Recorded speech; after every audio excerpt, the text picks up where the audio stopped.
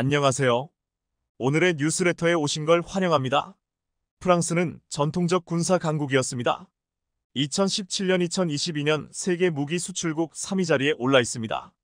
심지어 프랑스는 미국의 영향력에서 벗어나 유럽만의 방위 산업 체계를 구축하자는 목소리까지 내고 있는 나라입니다. 하지만 최근 군사 강국 이란 수식어가 더 이상 어울리지 않게 된 프랑스의 처참한 실체가 드러나고 있습니다. 더구나 최근 노르웨이, 폴란드를 비롯해 유럽 수출의 가속도를 붙이고 있는 한국을 집중 견제하는 모습까지 보이고 있습니다. 오늘은 이 내용을 자세히 알아보겠습니다. 그동안 가려져 있던 프랑스 무기들의 진짜 수준이 드러난 것은 역시나 우크라이나 전쟁터였습니다. 프랑스는 우크라이나에 AMX-11C 경전차를 지원했습니다. AMX-11C 경전차는 1970년대에 개발된 이후 기동성 하나는 뛰어나 정찰 임무와 화력 지원용 등에 사용되는 전차였습니다. 하지만 AFP 통신은 최근 지난 4월부터 전장에 투입된 이 전차에 대한 우크라이나군의 반응은 싸늘 그 자체라고 보도했습니다. 전차가 포탄도 아니고 포탄에서 날아온 파편도 방어하지 못할 정도로 방어력에 문제가 있기 때문입니다. 우크라이나군의 한 사령관은 장갑 두께가 얇아 최전선에서 공격용으로 사용하기에는 적합하지 않은 전차다. 152포탄이 근처에서 폭발해 포탄 파편이 AMX-11C 경전차를 그대로 관통했다. 승무원 4명 전원이 사망한 사례도 있었다. 이 기종을 전투에 내보내는 것은 승무원들을 위험에 빠뜨리는 것이기 때문에 비현실적이고 불필요하다고 생각한다고 울분을 터뜨렸습니다. 프랑스가 준 경전차가 어찌나 얇은지 전쟁터에서 무용지물 취급을 받고 있다는 것입니다. 프랑스가 이 전차를 우크라이나에 지원했을 때 우크라이나 국방부 장관은 이 전차가 우크라이나의 영토 해방을 도울 것이라고 칭찬을 아끼지 않았습니다. 하지만 우크라이나는 이미 교전 과정에서 AMX-11C 경전차를 3대 잃었고 이 경전차를 타본 군인들은 무용지물이라며 무시하고 있는 것인데요. 여지저기서 불만이 터져나오자 프랑스 국방부는 이렇게 말했습니다. AMX-11C 경전차는 보병의 가벼운 사격을 막아낼 수 있다. 딱 이 정도라는 이야기입니다. 전쟁의 참화 속에 있는 나라에 이런 무용지물을 주다니 지극히 실망스러운 일입니다. 반면 한국의 장갑차 레드백은 주문이 밀려드는 모습입니다. 폴란드가 레드백 기반의 장갑차를 개발하기 위해 무려 700대의 K9 차체를 주문한 데 이어 레드백은 현재 호주 육군의 신형 궤도형 장갑차 도입을 위한 랜드 403단계 사업의 우선 협상 대상자로 선정되어 호주 수출도 가시권에 있습니다.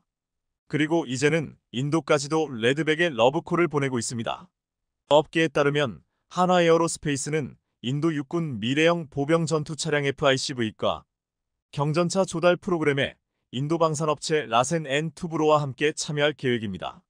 한화는 인도의 요구사항을 충족하기 위해 레드백과 K-21IFV 생산을 검토하고 있다. 레드백의 무장에는 30기관총, 7.62 동축포, 대전차 유도, 미사일 ATGM, 원격 제어 무기 스테이션이 포함된다고 밝혔습니다. 뿐만 아니라 한화는 수륙 양용 장갑차 K-21-105 도인도 육군 조달 프로그램에 참여할 예정입니다. 인도군은 고고도 지역에서 라이벌인 중국을 견제하기 위해 경전차의 필요성을 느껴 한국에 손을 내밀었는데요. 고고도 지역에서는 빠른 배치와 이동이 가능한 경전차가 필수적인데 K9 자주포를 도입해서 써보니 한국산 무기가 믿을만했던지 이제 인도마저도 한국의 K-21-105 경전차의 공동 생산을 바라는 단계까지 와 있습니다. 그런데 여기에 레드백이 루마니아에서 극비 테스트에 돌입한다는 뉴스가 흘러나왔습니다. 루마니아군이 추진하는 약 4조 3천억 원 상당의 보병 전투장갑차 IFV 사업 수주를 위해 현지에서 극비 테스트에 돌입한다는 것입니다.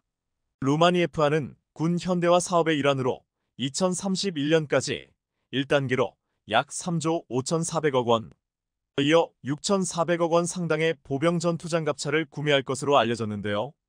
이 사업 수주를 위해 현재 한화에어로스페이스의 레드백과 오스트리아, 스페인이 공동 개발한 아스코드 ASCOD가 유력한 후보군으로 압축되고 있습니다. 프랑스는 유력 후보군에 들지도 못하는 수모를 당했습니다.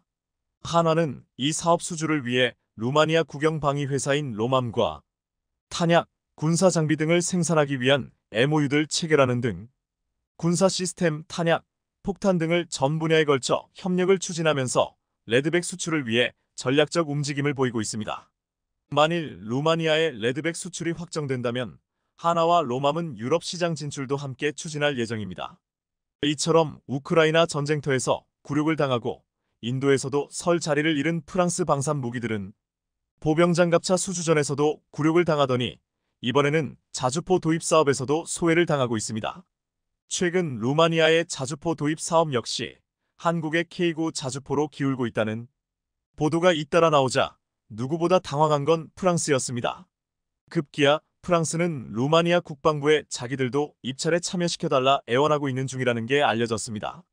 폴란드에 이어서 루마니아까지 K9 자주포를 구매하게 되면 프랑스의 차륜형 자주포인 카이사르가 나토에서 완전히 설 자리를 잃게 될 것을 두려워하고 있는 것입니다. 프랑스의 카이사르는 벨기에, 체코, 사우디, 인도네시아 등에 수출된 프랑스의 자랑입니다. 특히 사우디는 프랑스 카이사르 80여 문을 도입하기도 했습니다. 따라서 프랑스는 올 가을 입찰 마감까지 루마니아 자주포 사업을 따내기 위해 총력을 기울일 것으로 보이는데요. 하지만 루마니아는 궤도형 자주포 도입을 명백히 하고 있어 차륜형 자주포 카이사르들 밀고 있는 프랑스의 루마니아 공략은 애초에 불가능할 것이란 전망이 우세합니다. 우크라이나 전쟁에서 이제 자주포는 차륜형이 지고 궤도형이 뜨는 게 명백해졌기 때문입니다. 루마니아는 공식적으로 155 구경 자주포 시스템을 구매하고 싶다고 했습니다. 155 자주포 시스템 3대 즉 곡사포 54문 탄약 군수 지원이 포함되는 조건입니다. 하나는 K9 썬더 자주포로 이 입찰에 단독으로 참여하기로 확정했습니다. 독일 KMW와 라인메탈은 PGH-2000을 선보일 것으로 예상됩니다. 또다시 한국과 독일이 맞붙을 전망입니다. 이렇게 분위기가 불리하게 돌아가자 프랑스는 궤도형으로 제한하지 말라며 입찰 대상을 풀어달라고 루마니아에 요구하는 한편 프랑스는 루마니아가 K9 자주포들 도입하려는 데 대해 노골적으로 불만을 표출하기 시작했습니다. 언론들은 아예 K9보다는 프랑스의 카이사르가 더 매력적이라고 보도하면서 루마니아 1조 5천억 원의 K9 자주포들 구입하려 한다는 보도가 나가자 이보다는 프랑스의 카이사르들 구입했어야 한다고 지적하기도 했습니다. 하지만 여러 가지 면에서 K9는 카이사르를 압도하고 있습니다. 한동안 한국 K9과 프랑스의 카이사르의 화력을 비교하는 영상이 화제가 되었는데요. 영상을 보면 카이사르가 어렵게 한 발 쏘는 동안 K9 자주포는 3발을 쏘고 이미 다음 태세를 위해 사라졌습니다. 이를 본 한 해외 네티즌은 21세기 자주포 2종의 준비 태세를 비교한 매우 흥미로운 영상이다 라디 댓글을 남기기도 했습니다. 그런데 이 댓글의 한 네티즌은 이런 댓글을 달아 화제가 됐는데요. 인도 파키스탄 분쟁 시 인도는 K9 10기 파키스탄 40기 이상 프랑스 카이사르 차륜형 자주포 인도 무패 파키스탄 36패 인도는 그 후 100대 이상의 K9를 주문했습니다. 물론 이 댓글은 사실이 아니라 농담이었지만 K9과 카이사르의 화력이 얼마나 차이가 나는지 비교한 댓글로서 K9의 우수성을 보여주는 내용이었습니다. 더구나 한국의 K 전차는 나토의 무기들과 호환까지 가능합니다. 여기에 가성비도 좋고 신속 배달까지 해주니 이렇게 찾는 나라가 많아진 것인데요. 이 때문에 지금 세계 방산 시장에서 한국 방위산업에 의해 나토가 재무장되는 것은 러시아에는 끔찍한 일이라는 평가가 나오는 것입니다. 그런데 프랑스 방위산업의 굴욕은 여기가 끝이 아니었습니다. 루마니아가 프랑스로부터 도입하려던 초계함 도입 사업을 취소한 것입니다. 루마니아는 우크라이나 전쟁으로 흑해에서 러시아를 방어하는 일이 다급해지자 해군 현대화 사업 중 하나로 프랑스 나발 그룹에서 초계함 4척을 구매하기로 했습니다. 준 전투 임무용까지 가능한 초계함 루마니아는 1조 7천억 원을 투입할 계획이었습니다. 하지만 프랑스가 협상 과정에서 전 세계적인 원자재값 상승으로 척당 4천억 원, 그러니까 처음 제시한 가격으로는 공급할 수 없다고 하자 루마니아는 네덜란드와 프랑스에서 초계함 구매가 어려워지자 외신들은 루마니아가 한국에서 초계함을 도입하려 할 것이라고 전망했습니다. 우크라이나 전쟁으로 인해 유럽산 무기들의 가격은 천정부지로 오르고 있습니다. 더구나 전투함 건조에 전통이 있는 프랑스는 애초 가격보다 협상 과정에서 가격을 올리고 있습니다. 프랑스는 250톤급의 액조제 미사일까지 탑재하려면 6천억 원 이상은 되어야 한다고 주장한 것으로 알려졌습니다. 그런데 프랑스와 독일 등 유럽 국가들은 초기함 하나 건조하는데 보통 6년 이상이 걸립니다. 이러한 느린 건조 속도 때문에 중간에 원자재 가격이 상승하거나 가격이 올라가거나 기다리는 쪽에서는 지쳐서 포기하고 다른 곳을 알아보는 일이 벌어지는 것인데요. 하지만 신속 정확한 한국은 3년이면 건조합니다. 이제 루마니아의 선택지는 한국 아니면 튀르키예로 좁혀지고 있습니다. 튀르키예가 만든 함정들은 저렴하지만 성능 검증이 안 되어 있다는 단점이 있습니다. 그에 비해 한국의 전투함은 다양한 전투함 체계를 모두 국산화했을 뿐 아니라 프랑스가 건조하려던 호위함에 비해 배수량이 1,000톤 이상 크고 고작 16발의 수직 발사 체계에 불과한 프랑스 함정에 비해 2배나 많은 수직 발사 체계를 갖추고 있습니다. 한마디로 이 정도의 가성비 높은 전투함을 만들 수 있는 나라는 세계적으로 한국 이외에 없습니다.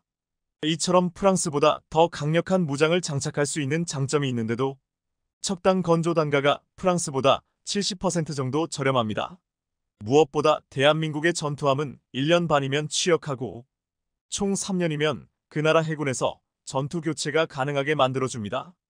유럽의 조선소보다 2배 이상 빠른 건조 속도를 갖추고 있어 그 사이 급격한 가격 인상이 일어나는 변수조차 없습니다. 한번 계약한 방산 계약은 번복하지 않는 것은 방산업계의 불문율입니다. 그런데 프랑스 나발그룹은 계약한 단가를 몇 개월 후에 번복했습니다. 이러니 루마니아로서는 계약을 깰 수밖에 없는 것인데요. 판은 프랑스가 깬 것이고 1차 책임은 나발그룹에 있다고 봐야 합니다. 이처럼 K9 자주포, 보병장갑차, 그리고 초계함에 이르기까지 한국 방산에 대한 루마니아의 관심이 고조되고 루마니아가 제2의 폴란드가 될 조짐을 보이고 있는 가운데 프랑스는 이를 초조하게 지켜보고 있는 중입니다. 그런데 유럽의 또 한 나라가 한국 방산의 발전을 긴장 속에 지켜보고 있는 중입니다. K2 전차가 바르샤바 퍼레이드의 스타입니다. 에이브람스가 아니라 한국의 K2 전차가 세계에서 가장 비싼 탱크입니다. 폴란드 매체 DGINNIK 폴란드 매체 지에닉은 이번 폴란드 육군이 날 퍼레이드에서 K2 전차를 집중 조명했습니다. K2 전차는 2014년부터 대한민국 육군에서 운용하고 있으며 일본의 십식 전차를 제외하고 21세기에 설계된 유일한 전차라고 말했습니다. 그러면서 미국의 에이브람스 전차보다 무게가 가볍기 때문에 폴란드 북동부에서 작전하기가 적합하다고 했습니다. 또한 1500마력 디젤 엔진을 장착한 K2는 적의 장갑 관통 미사일의 유도를 방해하는 소프트킬 능동보호 시스템과 미사일 위협에 대응하는 하드킬 시스템도 장착할 수 있다고 말했습니다.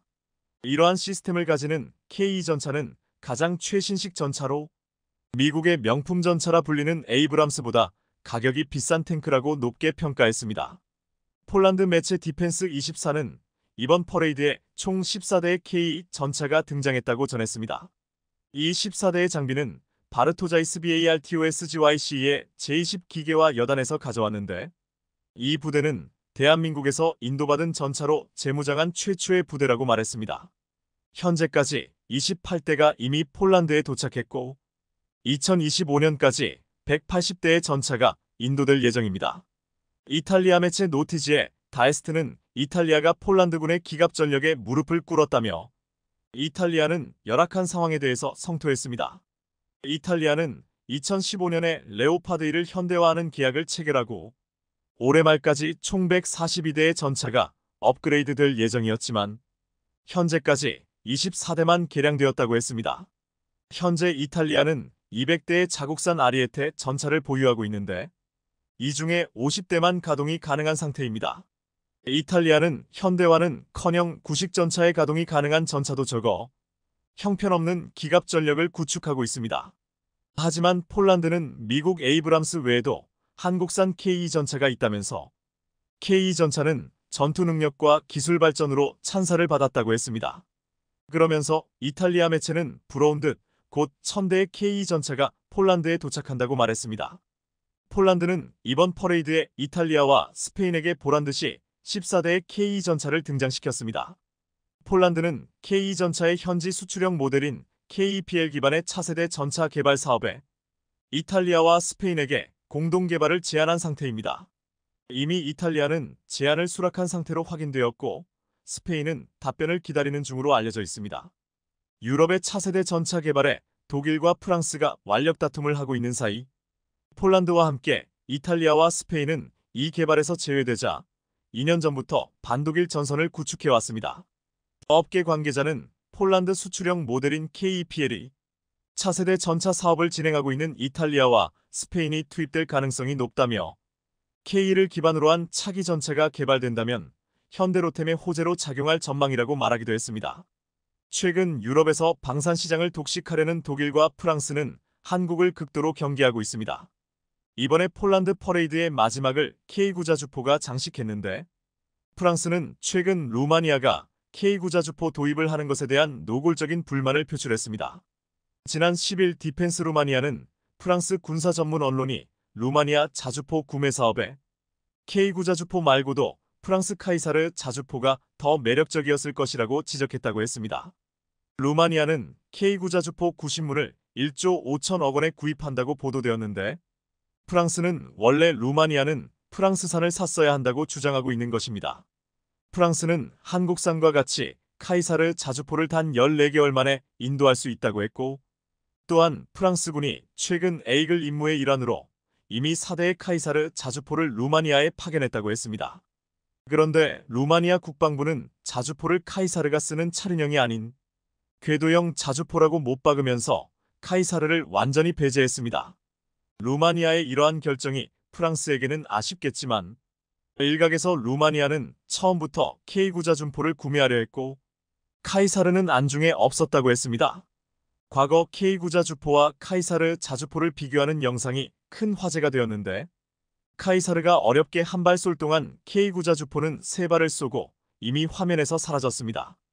이 영상을 보고 해외 네티즌들은 K구자주포는 짐승이라면서 한 해외 네티즌은 21세기 자주포 2종의 준비태세 속도를 비교한 매우 흥미로운 영상이라고 말했습니다.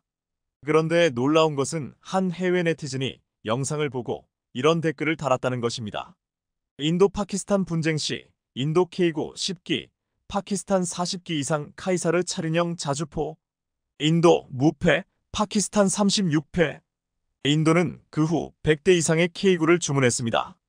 이 글은 확인된 사실이 아니라 농담에 가까웠지만 실제로 교전이 벌어졌고 인도가 가진 K구자주포가 엄청난 위력을 낸 것은 분명했습니다. 이번 폴란드 군사 퍼레이드가 끝나고 유럽 각국의 보도와 반응이 전혀 달랐습니다. 이 중에 한국 방산의 유럽 시장 진입을 견제하는 독일과 한국의 방산 수출을 부러워하는 일본은 자국 보도에 한국산 전차와 자주포 영상이나 사진을 게재하지 않았고 독일산 레오파드 전차만 보여줬습니다. 또한 이번에 폴란드가 군사 퍼레이드를 한 가장 큰 목적이 적국 러시아를 보라고 한 것이었는데 러시아 언론이 퍼레이드하기 전 K 전차에 대한 보도를 내놔서 주목받았습니다. 러시아 매체 누즈루는 지난 13일 폴란드는 한국산 K 탱크를 살 것입니다. 이것이 미국인을 놀라게 하는 이유라는 제목의 기사를 보도했습니다. 이 매체는 밀리터리 위치 미국판이 폴란드 지도부가 한국의 K 전차를 얻기 위해서 노후화된 전차를 일부러 폐기하려고 우크라이나에 넘기고 있다고 보도했다고 했습니다. 그러면서 K 전차의 성능을 나열하면서 굉장하다는 듯 말하면서도 미국의 군사 전문가가 다니엘 구르가 나토 동맹국의 장비와 호환되지 않는 한국 전차의 구매가 나토의 심각한 문제를 야기한다고 말했다고 전했습니다. 나토 전투 시스템의 상호작용법을 개발해야 한다고 했다는 것입니다. 아시다시피 한국산 K 전차는 나토와 호환이 가능하면서 가격도 저렴하고 최단기에 수입이 가능해서 유명해졌습니다. 이에 폴란드가 대거 도입하고 이를 이탈리아와 스페인을 비롯해 유럽 국가들에게 수출할 계획까지 세우고 있습니다. 지난 4월 동아시아 안보 전문가 AB 에이브럼스가 미국 외교 전문지 더 디플로맷에 한국 방위산업에 의한 나토 무장은 러시아엔 끔찍한 전망이라는 제목의 기고문에서 이렇게 말했습니다. 한국의 육상장비 생산은 나토군 호환 장비를 생산하는 국가 중 가장 건실하다. 한국의 주력 전차인 K 전차는 러시아와 나토 간 육상 전력의 균형을 무너뜨릴 게임 체인저가 될 것이다. 지금 러시아는 이러한 사실을 알면서도 한국산 전차가 마치 나토와 호환이 안 되는 것처럼 호도하는 있는 것으로 보이고 있습니다. 일각에서는 그만큼 1000대를 도입한다는 폴란드나 이를 통해 유럽 국가들에게 수출된다는 소식이 러시아에겐 큰 두려움으로 여겨지고 있다고 했습니다. 이번 폴란드 군사 퍼레이드에는 한국산 기갑 무기들뿐만 아니라 유럽의 하늘에 최초로 한국산 경전투기 FA-50이 선을 보였습니다. FA-50은 그동안 미국, 프랑스, 이탈리아 등 선진 항공업체의 전유물이었던 유럽 항공시장에 국산 항공기를 존재감을 알리는 계기가 되었다고 평가하고 있습니다. 한국은 지금 미해 공군 고등훈련기 사업에 FA-50을 최대 600대 수출하기 위해 민관군 원팀을 만들었고, 이를 포함해 유럽과 전 세계 시장에 1000대 수출을 목표로 하고 있습니다. 한국은 가장 빠른 납기, 합리적인 가격 외에도 현지화 개량 및 현지 생산을 내걸고 있습니다. 에이전시 파트너스의 방위 항공 우주 분석가인 사시 투사는 폴란드를 시작으로 유럽에서 한국산 무기가 앞으로 잘 팔릴 수밖에 없는 이유를 이렇게 말했습니다. 유럽 국가들은 폴란드가 체결한 것과 같은 공동생산 협정, 즉 일자리를 창출하고 산업을 활성화할 수 있는 협정을 한국과 체결하기를 원할 것이다. 루마니아가 K2전차와 K9자주포를 도입해 군사력을 강화할 것이다. 미국 디펜스 뉴스 디펜스 누즈. 최근 노르웨이에 이어 리투아니아도 독일 레오파드의 전차를 구매하기로 하면서 한국의 K2전차가 유럽에 진출하기가 얼마나 어려운지를 다시 한번 보여줬다고 했습니다. 그런데 이 와중에 폴란드에 이어 루마니아가 한국산이 전차 300대를 도입한다고 해서 주목되고 있습니다. 루마니아는 구형인 루마니아 주력전차 TR-85M1 비조눌비아이지오NU를 대체하기 위해 신형 전차 도입을 서두르고 있습니다. 이미 미국의 에이브럼즈 전차를 54대 구입했지만 앞으로 300대의 전차를 더 도입하겠다는 계획을 세우고 있습니다. 독일 레오파드 레퍼드 EA8 전차도 후보가 되었지만 폴란드가 현대로템의 K2 전차를 구매하면서 한국산 무기로 눈을 돌렸습니다. 폴란드와 루마니아는 종종 상호 운용성이 핵심으로 동일한 무기 시스템을 구입해왔기에 폴란드가 K2 전차를 대거 구입한 것이 루마니아에게도 큰 영향을 준 것이 틀림없었습니다. 루마니아 육군 조달 담당관 테오도르 인시카슈 장군은 지난 7일 루마니아에서 열린 2023년 루마니아 방위산업협력회의에서 약 300대의 전차 구매를 원한다면서 우리의 목표는 루마니아 군대에 가장 효율적인 군사 장비를 제공하고 운영을 보장하는 것이라며 K2 전차 도입을 시사한 바 있습니다. 그런데 지금 루마니아의 결정은 인근 국가 리투아니아와 극명하게 갈리면서 전력 보강에서 전혀 다른 결과를 가지고 올 것이라고 말하고 있습니다. 리투아니아는 당초 K2 전차와 미국 에이브람스 전차도 고려했지만 결국 독일의 레오파드 2전차 54대를 도입하는 길을 선택했습니다. 리투아니아군과 리투아니아 국방자원청은 이 세 개의 전차를 시험하여 종합적인 시장 분석과 군사적 평가를 고려해 결정했다고 했습니다. 독일 레오파드 2전차를 결정하는데 영향을 미친 평가 기준은 비용 및 유지 보수 비용, 운영 환경이라고 말했습니다. 중요한 것은 레오파드의 다양한 버전이 노르웨이, 네덜란드, 독일 등 14개의 나토 동맹국을 포함해 전 세계 23개국에 퍼져 있다고 말했습니다. 이 때문에 레오파드 탱크를 구입하면 높은 상호작용과 호환성이 보장된다는 것입니다. 모든 전차의 납기는 46년 정도로 비슷하지만 독일 전차의 가장 큰 장점은 유지 비용이 훨씬 낮은데 에이브람스는 레오파드보다 운영 비용이 1.5배가 더 높다고 했습니다. 하지만 전문가들은 이 같은 분석에는 치명적인 실수가 있다고 말하고 있습니다. 폴란드 경제 포털 비즈니스 알러트는 27일 폴란드가 군수 산업 덕분에 한국의 유럽 교두보가 될 것이라고 했습니다. 폴란드와 한국의 협력은 무기 구매에만 국한되지 않고 에너지, 통신, 기술 4.0 및 건설 부문에서도 개발되고 있다고 했습니다. 그러면서 폴란드는 왜 프랑스와 독일이 아닌 한국에서 무기를 도입했는지를 설명해 줬습니다. 한국에서 주문한 장비를 비교적 짧은 시간 만에 인도할 수 있는데 반면 독일과 프랑스는 현재 생산 능력이 매우 낮기 때문에 주문이 훨씬 더 오랜 기간 동안 이행된다고 말했습니다.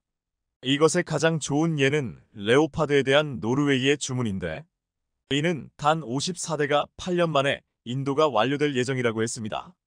반면 동시에 한국은 4년 안에 폴란드에 K 전차 180대를 인도할 예정이라며 극단적으로 대비된다고 했습니다. 한국은 3배의 양을 절반의 시간에 인도해내는 무서운 생산력을 가지고 있다는 것입니다.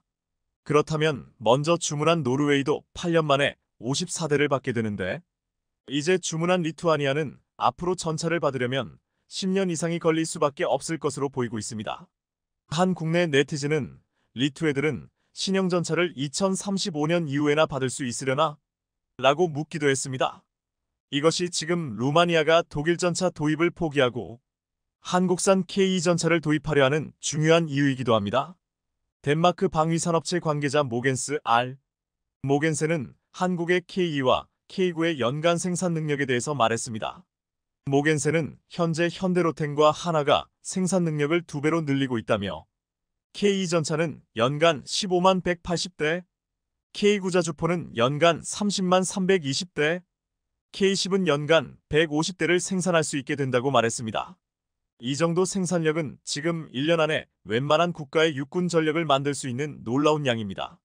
올해 안에 폴란드와 현대로템과 하나에어로스페이스의 2차 이행 계약이 성사되면 1차에 이어 K2 전차 820대, K9 자주포 430여 문, 천무 80여 문 등이 추가로 계약될 것으로 전망되고 있습니다. 리투아니아가 레오파드 전차를 선택한 가장 큰 이유 중 하나가 나토 국가들이 독일산 전차를 가장 많이 운용해 호환성과 유지 보수에서 유리하기 때문이라고 했습니다. 하지만 한국이 폴란드에 1000대의 K2 전차를 인도하고 루마니아에 300대를 전달하면 순식간에 1300대의 전차가 유럽에 배치되게 됩니다. 중요한 것은 이 전차가 다 인도필 때까지 리투아니아는 독일에게 주문한 레오파드 전차를 다 받지 못할 가능성이 크다는 것입니다. 최근 독일로부터 전차, 장갑차를 구매한 나라는 대부분 납기 지연을 겪었습니다. 독일제 기갑 차량은 초도 물량 인수에 45년, 계약 물량 완납까지 710년 이상이 걸렸습니다. 글로벌 공급망 교란이 심해진 지금은 납기가 얼마나 더 지연될지 모른다고 했습니다. 이에 지금 독일 라인메탈도 한국처럼 생산량을 늘리려고 하고 있지만 쉽지 않은 상황입니다. 2021년 라인메탈에는 21.000명의 직원이 있었지만 지금은 2만 5천 명으로 늘렸으나 아직도 구인 사이트에는 1,300개의 채용 공고가 있다고 했습니다. 한국의 현대로템이나 한화는 로봇을 사용한 자동화 시스템으로 많은 생산을 쉽게 할 수 있으나 아직도 숙련된 인력에 많이 의존하는 독일 라인메탈은 인력도 잘 뽑히지 않지만 인력을 뽑아도 숙련시키기까지 기간이 많이 걸려 쉽게 생산량을 증가시킬 수 없다는 것입니다. 과거 미국의 방위산업은 민수 분야의 대량 생산 방식을 받아들여 제도, 문화 등 새로운 패러다임을 가지고 와 세계 제1의 방위산업 선진국이 되었습니다. 하지만 독일과 영국 등의 나라들은 기존의 방식과 패러다임을 유지한 채 대량 생산 방식 일부만 적용하고 숙련된 장인, 마이스터에 의해 양질의 마감 과정이 있어야 한다는 신념을 버리지 않았습니다. 이로 인해 독일은 아직도 전통적인 숙련공인 마이스터 위주의 노동할당 방식을 지금도 쓰고 있습니다. 반면 한국은 미국의 대량 생산 방식에 더해 로봇 시스템을 적극적으로 도입해 생산량에서는 획기적인 발전으로 전 세계를 선도해가는 국가가 되었습니다. 미국 로키드 마틴 관계자들도 KF-21 공장에서 자동화 시스템을 보고 입을 다물지 못할 정도였습니다. 하나에어로스페이스의 창원 공장은 1의 1000분의 1에 해당하는 미크론 단위의 초정밀 가공이 가능한 세계 유일한 스마트 팩토리입니다. 창원 공장에 들어서면 사람이 범접할 수 없는 로봇들의 세상이 펼쳐진다고 했습니다. 사람들은 무인 문반 로봇이 지나가는 광경을 지켜보며 로봇이 사람들을 알아서 피해 다닌다고 했습니다. 숙련된 인력들이 할 수 있다는 용접을 이 공장에서는 로봇이 전담하고 있는데 50% 수준이었던 로봇 용접을 최근에는 70%까지 끌어올렸다고 했습니다. K 전차를 만드는 현대로템 공장에서도 현대차의 자동화 시스템으로 엄청난 속도의 생산이 이뤄지고 있습니다. 장갑차의 경우 9개의 조립 공정을 거치는데 자동차 생산 공장처럼 자동화된 컨베이어 벨트를 이용해 이동시키고 있습니다.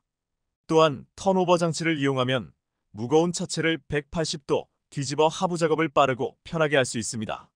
현대로템 관계자는 지난 40여 년 동안 축적한 기술력과 현대자동차 그룹의 자동차 생산 노하우가 적용된 결과라고 말했습니다. 유럽의 한 언론은 한국의 K 전차가 폴란드와 루마니아 1300대를 기반으로 유럽에서 총 3600대를 팔아 레오파드를 능가하는 글로벌 베스트셀러를 목표로 하고 있다고 했습니다.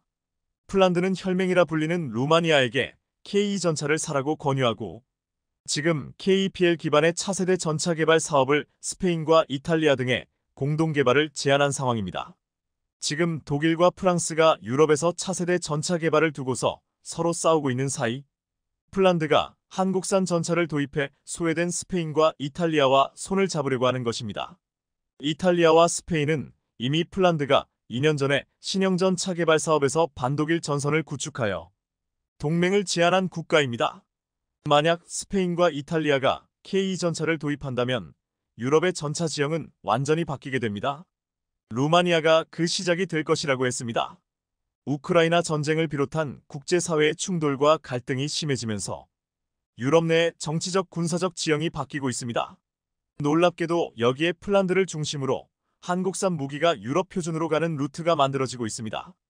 우즈베키스탄이 한국 항공우주산업 KAI가 생산하는 국산 FA-50 경전투기 도입을 검토하는 등 한국의 경전투기 및 훈련기의 수출 대상국이 필리핀, 태국, 폴란드에 이어 전 세계로 확장되고 있습니다. 특히 전 세계 고등훈련기 시장에서 압도적 성능을 자랑하고 있는 한국의 T-50은 미국 공군 및 해군의 훈련기 입찰 사업에도 도전할 계획이라 만일 이 사업에 진출한다면 해외 고등훈련기 및 경전투기 시장에서 50% 이상의 시장 지배력을 갖게 될 것으로 예상되고 있습니다. 그런데 최근 일본 방위성이 노후화한 자국산 T-4 고등훈련기 200대를 대체해야 하는 시점에 와 있었고 후보 기종으로는 이탈리아 M346과 미국 보잉사의 T-7A 그리고 한국의 T-50을 참여시키려는 움직임이 가시화되었습니다. 얼마 전 있었던 싱가포르 에어쇼 2024에서 일본 방위성의 차관급 간부들이 한국과 두 차례에 걸친 정식 만남이 있었다는 사실이 보도되었기 때문입니다. 하지만 최근 일본 내에서 한국의 T-50을 바탕으로 하면서 한국이 아닌 미국과 공동 개발을 할 것이며 한국을 제외시킨다는 망언이 나와 한국을 자극했습니다.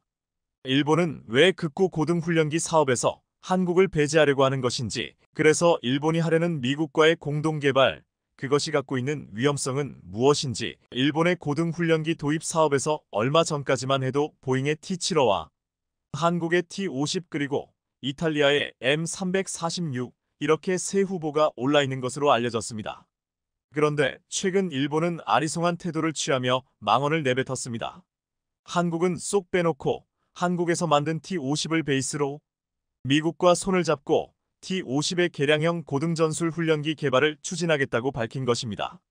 미국 로키드 마틴과 한국의 T-50을 바탕으로 한 고등훈련기 개발 사업을 하겠다는 것인데요.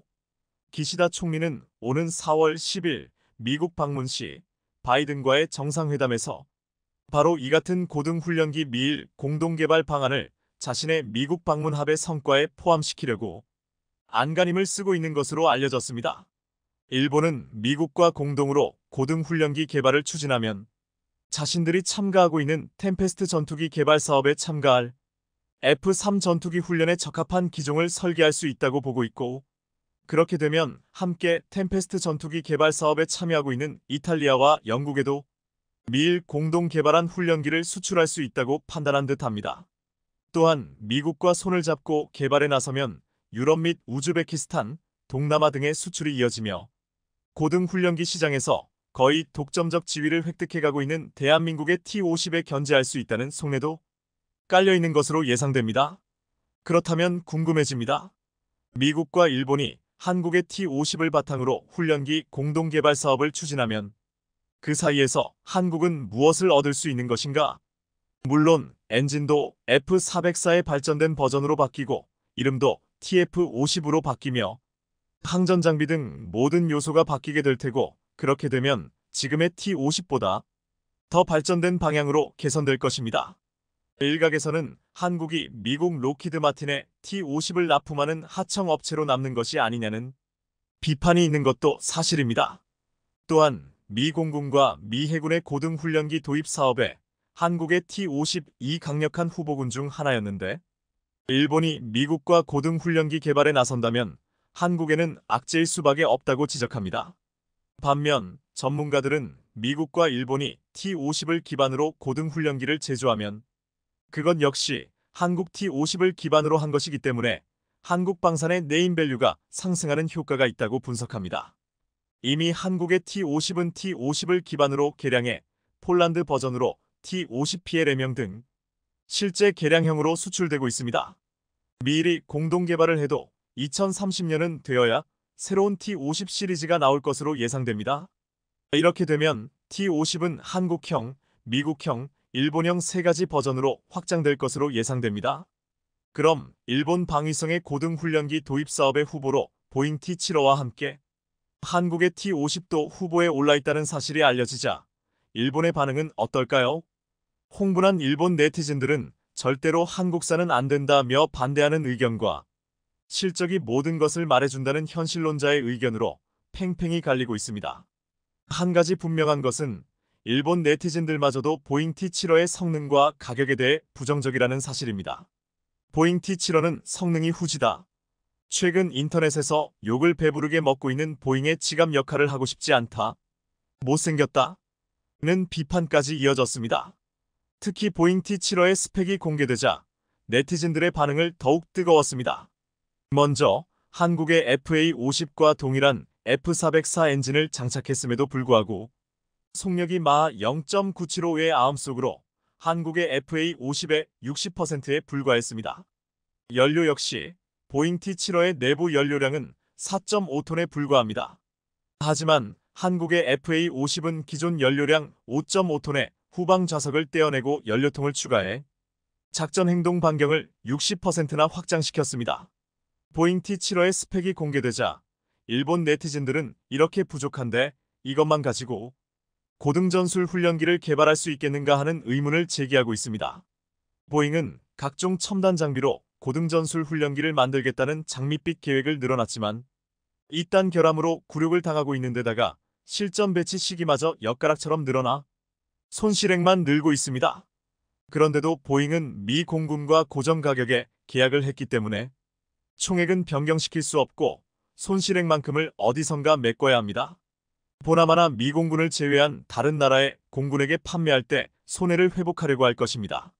이것은 바로 보잉이 만들려는 T-7 레드호크가 성능을 둘째치고 가격 면에서 결코 저렴한 훈련기가 될 수 없다는 것을 암시하고 있습니다.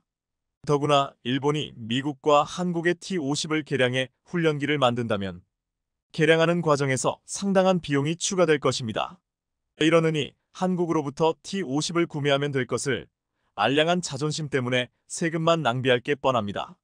또한 보잉이 자랑했던 전술 증강 현실 기술은 한국의 FA-50에도 탑재할 예정이며 개량의 개량을 거듭하고 있는 FA-50은 AESA 레이더는 물론 중거리 공대공 미사일을 통합을 넘어 단자형으로의 개량이 확정된 상태입니다.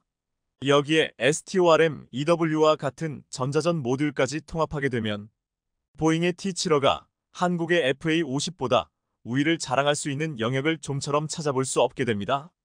이러니 보잉에서 이래저래 비싼 돈을 주고 사느니 한국산 공격기를 사는 게 훨씬 더 낫다는 것은 삼척동자도 아는 일입니다. 일본 군사 전문 블로그에 올라온 네티즌들의 의견 중에 좋아요 순위 1.2, 3위에 올라온 글들을 종합해보면 아무리 품질이 좋다 해도 일본이 한국 전투기를 도입하는 것은 무리다. 서로 대립하고 있으며 외교 관계도 결코 양호하다고 할 수 없을 뿐 아니라 한국 전투기를 도입하면 그것은 일본 방위산업을 무시하는 게 된다.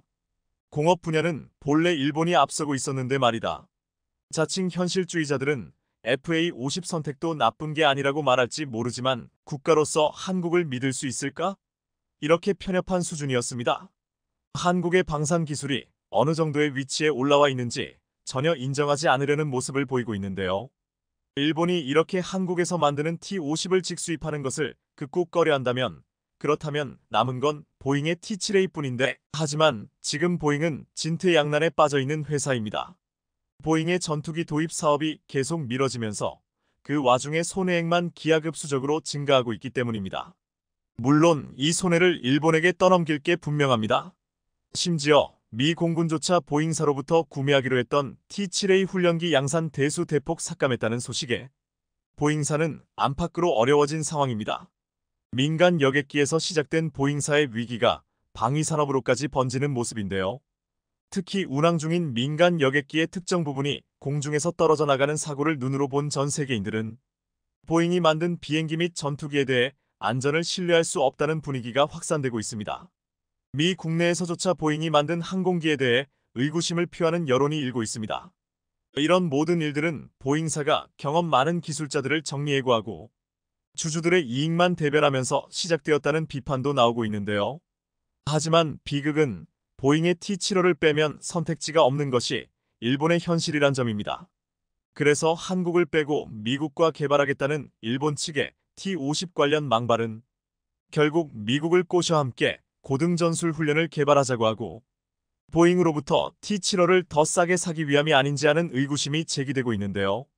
어찌되었든 일본이 미국과 고등훈련기 개발 사업을 추진한다 해도 턱없이 비싼 값을 주고 해야 할 것이며 그것은 아마도 한국산 고등훈련기 T-50을 그냥 살 걸 하는 후회로 돌아올 게 뻔해 보입니다. 시청해주셔서 감사합니다.